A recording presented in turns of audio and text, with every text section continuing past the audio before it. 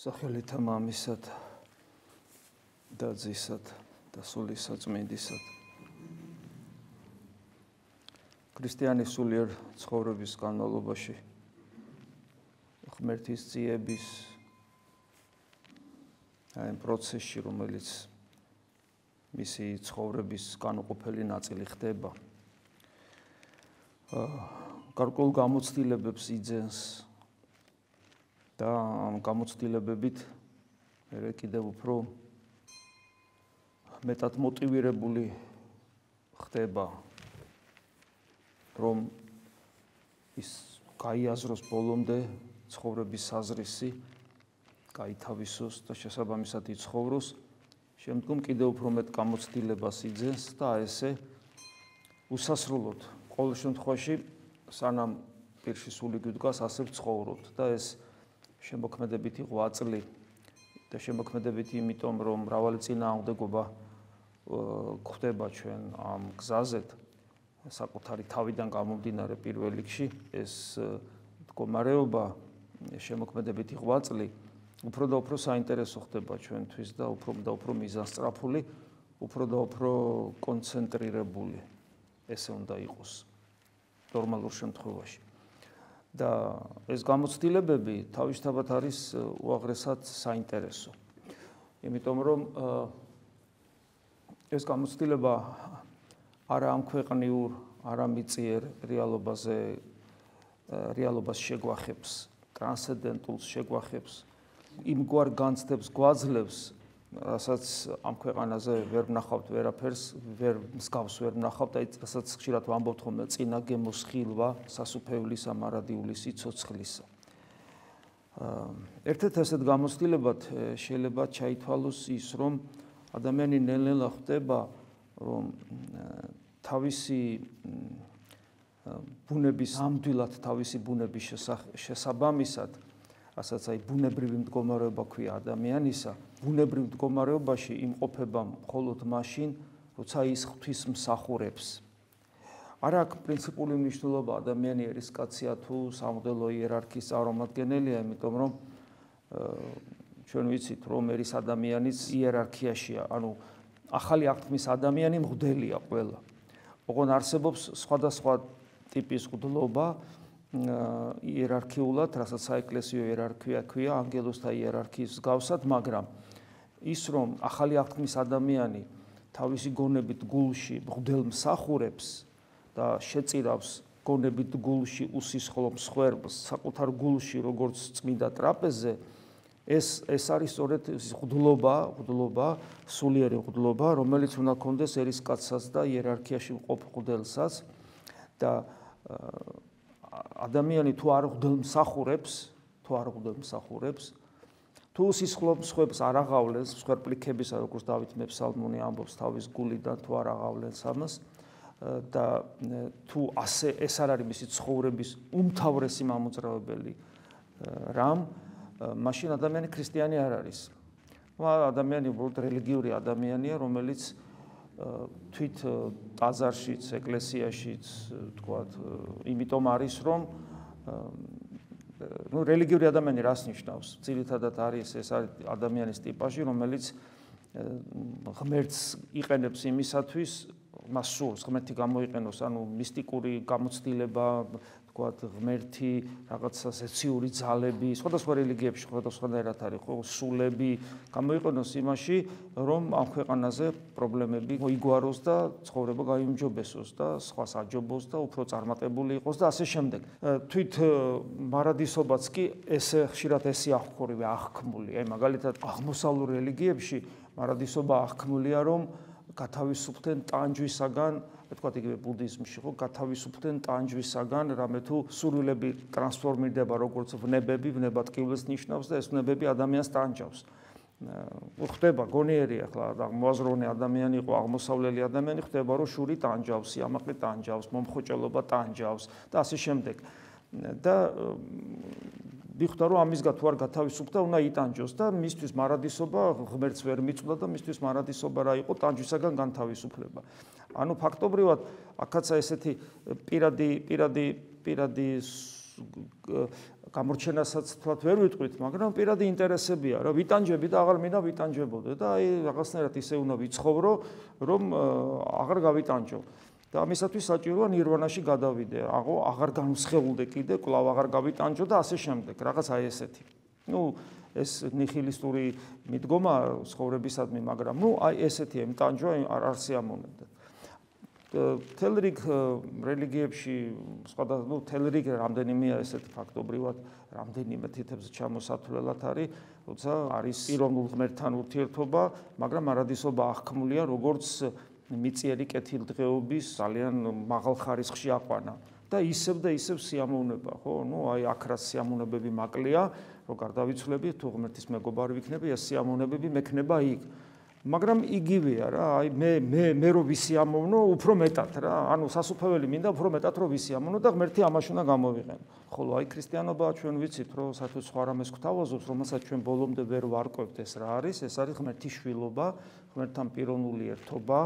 ცნობელობა, ღმერთი რო გიცნობს და შენ რო ღმერთს იცნობ, ყოვლადწმინდა სამების წიაღში მარჯვენით მამისა დამკვიდრება, ქრისტეს ნაირი უნდა გახდე. ანუ ეს არის სიტყვები, რომელიც ჩვენი გამოცდილების მიღმაა. ჩვენ არ ვიცით ეს რას ნიშნავს. და ამიტომაც პავლე მოციქული ამბობს, რომ ისეთი რამე განუმზადა, ისეთი სიხარული, თან ეს კარგია, ეს გამოცხადებით ვიცით, ისეთი სიხარული განუმზადა ღმერთმა თავის მოყვარეს, რომელიც არც თვალს უხილავს, არც ყურსმენია და არც გულს არ შეხებია. ჩვენ არ ვიცით ეს რა არის, უბრალოდ თუ ადამიანი სწორად სულიერად ცხოვრობს, მას რაღაცა წინა გემოსხილვები აქვს ამ მდგომარეობისა და აი ეს წინა გემოსხილვებია სწორედ ის, რასაც ჩვენ სულიერ გამოცდილებას უწოდებთ და რომელიც ნამდვილ ქრისტიანად გვაყალიბებს. ეს ცოდნა, რომელიც გვაქვს და მცირეოდენი გამოცდილებაც იმედი გვაქვს, თვითონ ჩვენ გასებ მცირეოდი გამოცდილებაც გააჩნია, სულაც არ ნიშნავს იმას, რომ ჩვენ დაზღვეული ვართ იმ რელიგიურობისაგან, რომელი რელიგიურობაც ყველას ახასიათებს გარდა ნამდვილი ქრისტიანობისა. ყველას ახასიათებს, აბსოლუტურად ყველას. ერთადერთი არის ნამდვილი ჭეშმარიტი ქრისტიანობა, რომელსაც ეს არ ახასიათებს დოქტრინალურად, მაგრამ მასში მყოფ ადამიანებს მაინც გვახასიათებს, იმიტომ რომ ვერ ვიგებთ რა უნდა ქრისტეს ჩვენგან. და აი აქ არის ზუსტად ის, რომ კარგად ჩაუკვირდეთ ჩვენ სარწმუნოებას, რა გვწამს და კარგად ჩაუკვირდეთ წმინდა წერილს, რა არის ღვთისნება და რას გვასწავლის. აი დღესაც ჩვენ წავიკითხეთ, რომ უფალი გვაფრთხილებს, რომ იქმოდეთ საზრდელსა წარსაწყმენდელს, საზრდელი ამ შემთხვევაში, როგორც ჩვენი ყოფიერებისათვის აუცილებელი პირობა, ანუ ენერგია რითაც არსებობს. ჩვენ სიცოცხლე საკუთარ თავში არ აქვს, სიცოცხლის მიზეზი საკუთარ თავში არ აქვს, სიცოცხლის მიზეზი საკუთარ თავში მხოლოდ ღმერთს აქვს. ღმერთია, რომელიც ცოცხლობს, იმიტომ რომ უნდა და ცოცხლობს. ადამიანს ესე არ შეუძლია, არაფერს არ შეუძლია ესე. ანგელოსაც არ შეუძლია. ჩვენ ყველანი ვარსებობთ და ცოცხლობთ, იმიტომ რომ ღმერთი გვაძლევს ამის შესაძლებლობას. და აი საზრდელი წარსაწყმედელი, ანუ საზრდელი, რომელთაც ჩვენ ვარსებობთ, მაგრამ ამავე დროს ის არ არის მარადიული სიცოცხლის მომნიჭებელი. ანუ ამ ქვეყნიური ყოფიერებაზე აქცენტირებულ ადამიანზე აქვს საუბარი და ქრისტეს სიტყვებია, იქმოდეთ საზრდელსა წარსაწყმედელსა, არამედ საზრდელსა, რომელიც გიეს ცხოვრებად საუკუნოც, რომელიც ეკაცის ამან მოგცემ თქვენ. გასაგებია, რომ ჩვენ ხორცი გვაქვს და გასაგებია, რომ ქრისტეს ზრუნავს ხორცზე და ჩვენ ვიცით, რომ თავად უმზადებს საჭმელს, კვეთით აღდგარი მაცხოვარი მოციქულებს, კვეთით აღდგარი მაცხოვარი თავად უმზადებს შემწვარ თევზს და პურს მოციქულებს, რომლებიც თელი ღამე თევზაობდნენ, ვერაფერი დაიჭირეს, თევზას დააჭერნებს, თევზას თავად გაუმზადებს. ანუ უფალი ზრუნავს 5000 ადამიანს დააპურებს და ასე შემდეგ, მაგრამ აქცენტების დასმას გთხოვს სწორად და გვეუბნება, რომ თავარი ეს არ არის. თავარი არის ის, რასაც მარადილ ცხოვრებაში შევყავართ. ანუ ის საზრდელი, რომელიც მე მარადილად მაცოცხლებს. ამას თუ ვერ მივხვდი მე როგორც ქრისტიანი, რომ თავარი არის მარადიული სიცოცხლე. ოღონ არა ისეთი, როგორც წინა რელიგიებში რო ჩამოვთვალე, იქაც რომ მარადიული სიცოცხლე ჩემთვის არის რაღაც პრობლემების მოგვარება. სიამოვნებები მინდა და არა მაგ და იქ მომიგვარდება და მექნება, ტანჯვა მაქვს აქ და ვერ მოვიცილე და იქ მომიგვარდება და ტანჯვა აღარ მექნება. ანუ მარადიული სიცოცხლე ქრისტიანისათვის კიდევ ერთხელ ხას უსვავ, არის არა უბრალოდ ტანჯვისაგან გათავისუფლება და სიამოვნებების მიღება. არამედ იმგვარი ყოფიერება, რომელი ყოფიერებას მხოლოდ ღმერთს აქვს და ჩვენ ეს არ ვიცით რა არის. ესმით რაღაც დიდებულებაა. გასაგებია, კარგია რომ ტანჯვისგან განთავისუფლდე, კარგია რომ რაღაც საჩუქრები მიიღო, ხო თუ რაღაცა ესე იგი რაღაც ბახინჯი ფორმები არ მიიღო, მაგრამ ეს არ არის მნიშვნელოვანი, სხვა რამეა მნიშვნელოვანი. ანუ როგორც უფროს შვილზე რა თიკანი არ მოგიციო, ჩვენ თიკნისათვის არ ვშრომობთ და არ გვინდა ჩვენ თიკანი, ჩვენ მთლიანად ღმერთი გვინდა, რასაც უფროსი შვილი ვერ ხვდება უძღების შვილის იგავში. და აი როცა ადამიანი ამას ვერ ხვდება, მისი რელიგიურობა გინდა არ გინდა. ქვეცნობიერად, საერთოდ რო არ უფიქრდება ამაზე და საერთოდ ღვთისმეტყველებას ვინ უფიქრდება? სახარების კითხვა ეზარებათ ადამიანებს, ვინ ფიქრობს ღვთისმეტყველებაზე? მოდიან რელიგიური ინტუიციით და რელიგიური ინტუიციით ცხოვრობენ, რომელიც ხშირად არის დამახინჯებული. ამიტომაც აი ნახეთ ეს სიტყვები იონეს სახარებიდან არის ეს ყველაფერი. როცა კითხულობთ, იესო გულისხმა ხო, რამე თუ მოვიდოდნენ წარტაცებად, რათა ყოს იგი მეფედ განეშორა, წარვიდა თად და იყო ხოლო მარტო. გახსოვთ ხო, რომ ესე იგი, როდესაც ამდენი ადამიანი დააპურა, ყველამ დაინახა, რომ საჭმელი არავის არ აქვს და რაღაცა 5 პური, 2 თევზი, არაფერი რა და 5000 კაცი წარმოიდგინეთ. ხო, მეორე შემთხვევაში 4000 ადამიანი.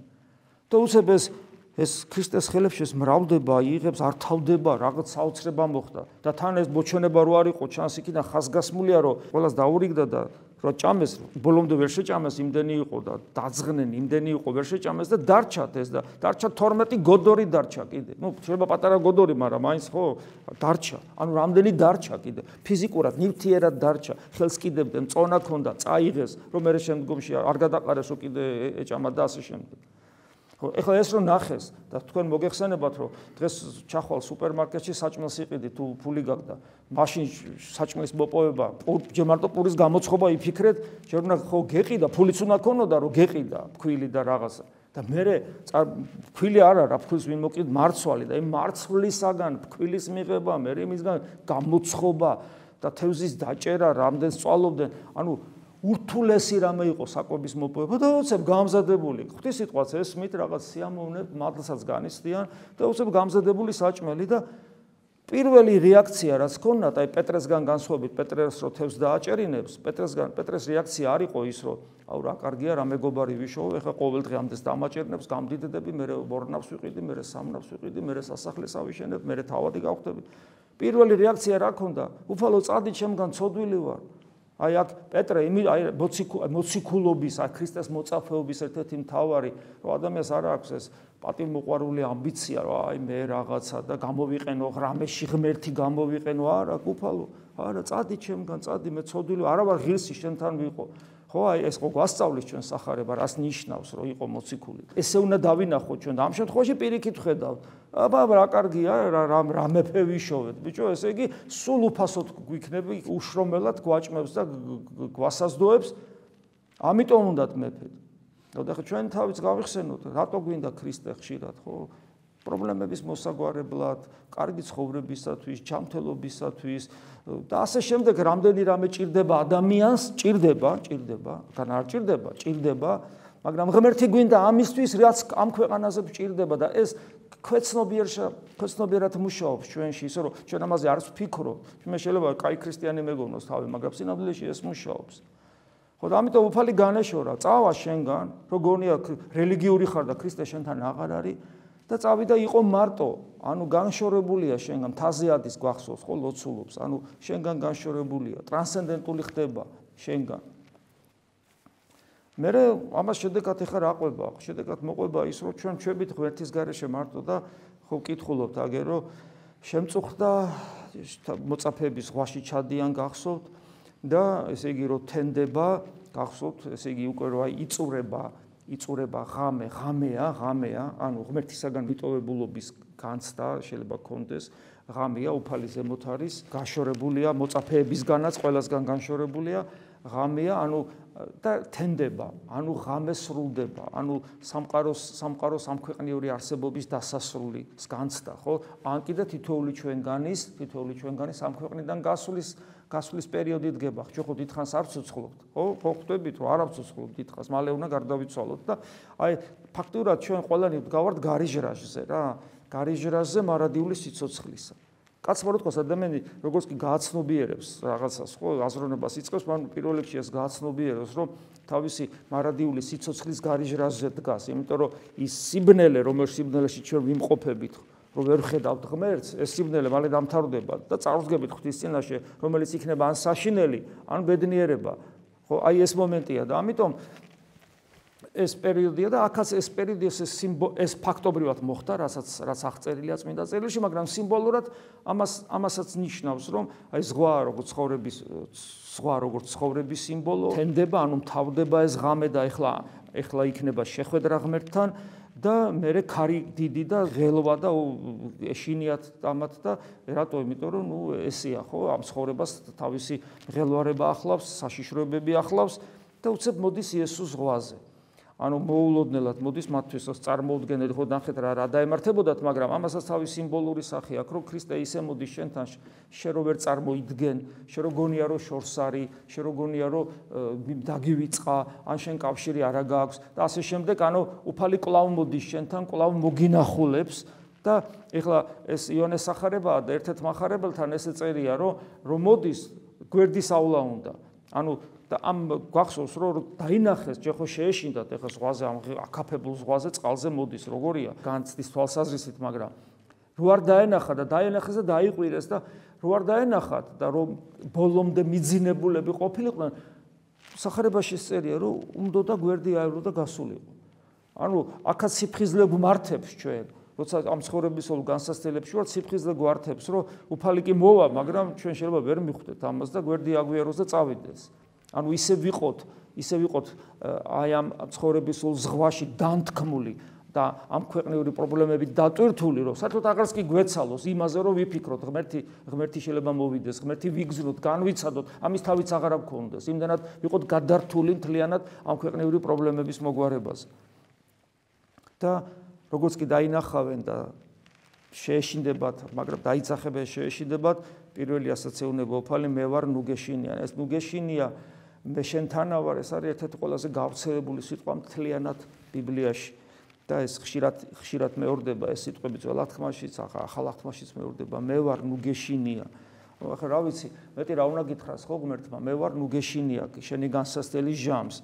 და გვახსოვდეს, რომ არასოდეს მიტოვებულები არა ვართ განსასწრელი ჟამს, ყოველთვის უფალი ჩვენთან არის და უნდა ვიყოთ მტკიცედ, ოღონ ეს სიმტკიცე არ უნდა გადაიზარდოს რელიგიურ გულარხეინობაში და როდის გადაიზრდება განსასწრელის დროს ჩემი სიმტკიცე და ღმერთზე მინდობა რელიგიურ გულარხეინობაში, როდესაც საკუთარ ბრალეულობას გამოვრიცხავთ განსასწრელში, საკუთარ ბრალეულობას. გესმით, არ შეიძლება საკუთარი ბრალეულობის გამორიცხვა განსასწრელში. განსასწრელის შემთხვევით არ მოდის, ის მოდის გარკვეული კანონზომიერებით თითოეულ ადამიანთან. კანონზომიერება ახლავს განსასწრელს. კანონზომიერება. და ეს კანონზომიერება, როგორც წესი, ბრალეულობაში ვლინდება იმისა, ვისთანაც ეს განსასწრელი მოდის. ამიტომ როცა ჩემზე განსასწრელია, პირველ რიგში მე უნდა საკუთარ თავში ვიპოვო მიზეზი, გქონდეს შესაბამისად სინანული და ამის მერე გქონდეს მტკიცე იმედი უფლისა. ანუ ეს ორივე საჭიროა. თუ მარტო იმედი მაქვს უფლისა საკუთარი ბრალეულობის გარეშე, როგორც წესია, მან ხიბლი იცის. ხოლო თუ საკუთარი ბრალეულობა მაქვს და მტკიცე რწმენა არ მაქვს და იმედი, ამას სასწარკვეთილება იცის და ხიბლის და სასწარკვეთილებას ორივე გვაშორებს ღმერთს, ორივე დამღუპველია. და მოკლედ აი ესე უფალი ანუგეშებს, ნუგეშინიათ, ეს ნუგეშინია ხო მარტო სიტყვა არ არის, ეს არის ენერგია საფრთხო, მადლი, ძალა და შემდეგ აი ესე ხდება მათი გადაჩენა მყუდრო ნავსაყუდელში შედიან. და ამავე დროს ის ხალხი, რომელსაც მეფეთ უნდათ მისი დადგინება, ნახეთ რა შეუნება იმ ხალხს. თქვენ მეძიებთ მე არათუ რამე თუ იხილენით სასწაულნი, არამედ რამე თუ სჭამეთ პური მათგან და განძეხით. ესე იგი, ნახეთ, სასწაული ამ შემთხვევაში სასწაული არის ჩვენ პირობითად სიტყვიერად ესე უწოდებთ, რომ პური გამრავლდა სასწაული, მაგრამ სასწაული სინამდვილეში საღვთისმეტყველო დატვირთვას ატარებს. ეს სიტყვა ამაში იგულისხმება ღვთის ნიშანი. და ქრისტე ფაქტობრივად გასაგები რო იყოს, რა შეუნება. სასწაული რო იხილეთ, იმიტომ კი არ მეძებთო, არამედ რო გაძეხითო. და ამით რა შეუნება? ნიშანი, ღმერთის თქვენთან მყოფობის ნიშანი. ანუ ღმერთი რო თქვენთან არის. ღმერთის თქვენთან ყოფობის ნიშანი რომ იხილეთ, იმიტომ კი არ მეძებთ მე პიროვნულად. არამედ გშიოდათ გაძეხი და გინდათ რომ სულ გამძღრები იყვდეთ შრომის გარეშე. აი ესე დაუმსახურებლად. თავად მე კი არ გაინტერესებთ, ანუ ღმერთი კი არ გაინტერესებთ. ღმერთი და ნიშანი, რომ ღმერთი თქვენთან არის, ჩვენთან არის ღმერთი, რომ ამბობთ, ხო, აი თქვენთან ემანუელი რასაც ქვია, ჩვენთან არის ღმერთი, ეს კი არ გაინტერესებთ, რომ ჩვენთან ღმერთია, არამედ პრობლემა მოგიგვარდათ, ქშიოდათ და გაძეხით, ისევ მიწიერით ხართ გამსჭვალულები თავიდან ბოლომდე. და სწორედ აი მე ეუბნება, რომ იქმოდეთ ნუ საზდელსა წარსაწმენდელსა, არამედ საზდელსა, რომელიც გიეს ცხოვრება საუკუნოდ, რომელიც ეს ცხოვრება საუკუნოდ, რომელიც ძეკაცისამ უნდა მოგცეს თქვენ. და ჩვენთვის კიდევ ერთხელ გასაგებად, რომ ვინ არის ძეკაცი, ანუ იესო ქრისტე, ეს არის რომელიც მამამ დაბეჭდა ღმერთმა, ანუ ღმერთის ბეჭედი, ანუ ფაქტობრივად მისი მოქმედება არის ადამიანს ხედავთ, ადამიანს ვეზიარებით თითქოს, ხო, მაგრამ მისი მოქმედება არ არის ადამიანის მოქმედება მხოლოდ, არამედ ეს არის ღმერთკაცის მოქმედება, ანუ ღმერთი მოქმედებს, ღმერთი მეტყველებს, ღმერთი შემოდის ჩვენში. და ეს იქმოდეთ, ნუ იქმოდეთ საზდელსა წარსაწმენდა, ანუ საქმე. თქვენი საქმე არ უნდა იყოს ამქვეყნიური საქმეები მხოლოდ, რომ ამქვეყნიური მიზნები განახორციელოთ. არამედ საღვთო საქმე უნდა იყოს ჩვენი საკეთებელი და აი შემდეგი მუხლი არის ესეთი, როცა ეკითხებიან ამის მერე ეკითხებიან, რომ როცა ნუ იქმოდეთ ნუ საზდელსა წარსაწმენდელსა, მერე ეკითხებიან, აბა რა ვყოთ, რათა ვიქმოდეთ საქმე საღვთისას, აბა საქმე ღვთის საქმე, რომ რა უნდა გავაკეთოთ, რომ ღვთის საქმის გამკეთებლები ვიყოთ. კითხვა ჩდება, ხო, რა გავაკეთოთ? მიუგო იესო და რქვა მათ, ესე არის საქმე ღვთისა, რათა გრწმენეს რომელი იგი მან მოავლინა. ანუ ვინც მამამ მოავლინა იესო ქრისტე, მისი უნდა გწამდეს. ანუ ქრისტესადმი რწმენა, რომელიც ნიშნავს მისი ერთგულებით, მისი მცნებებით ცხოვრებას პირველი და მეორე, რომელიც ნიშნავს, რომ შენს გულში ჩდება მადლის წყარო, რომელიც მარადიული სიცოცხლისკენ მიედინება. რა თქმა უნდა, ეს გულისხმობს შენ შინაგან ცხოვრებას. აი ეს არის ჩვენი უმთავრესი საკეთებელი, თუ ჩვენ გვინდა ვიყოთ ქრისტიანები. ამინ. მადლი უფლისა ჩვენისა იესო ქრისტეს და სიყვარული ღვთისა და მამისა და ზიარება სული საწმინდისა იყოს თქვენ ყოველთა თანა. ამინ.